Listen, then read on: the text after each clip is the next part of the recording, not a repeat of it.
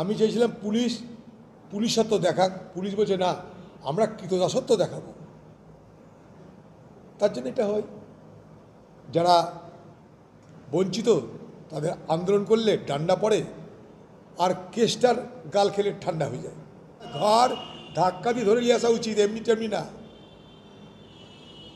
একটা পুলিশ বলে কোনো কথা না, একটা ব্যক্তির পরিবারকে নিয়ে গালাগালি। এটা চুল্লু খেয়ে উল্লু হয়ে যা করলে বাংলা মানুষ মানবে না।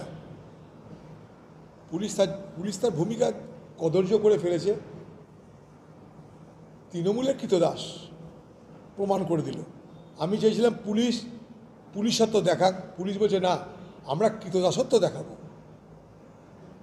তার জন্য এটা হয়, যারা বঞ্চিত তাদের আন্দোলন করলে ডান্ডা পড়ে, আর কেসটার গাল খেলে ঠান্ডা হয়ে যায়।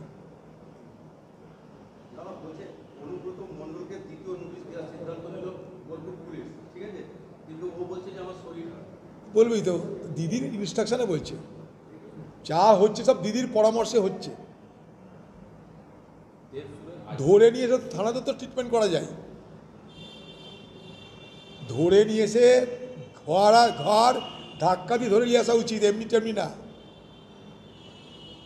একটা পুলিশ বলে কোনো কথা না, একটা ব্যক্তির পরিবারকে নিয়ে গালাগালি। এটা চুল্লু খেয়ে উল্লু হয়ে যা করলে বাংলা মানুষ মানবে না।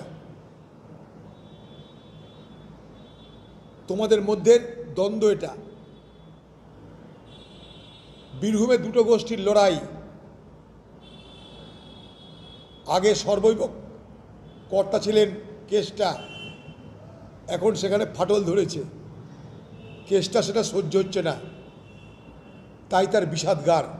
সেই বিষাদগারের শিকারকে পুলিশ, তার পরিবার, তার বউ, তার মা, তারা কি করলো? এই সমস্ত তৃণমূল নেতাদের জুতানো দরকার, জুতিয়ে তাদেরকে থানায় নিয়ে যাওয়া দরকার।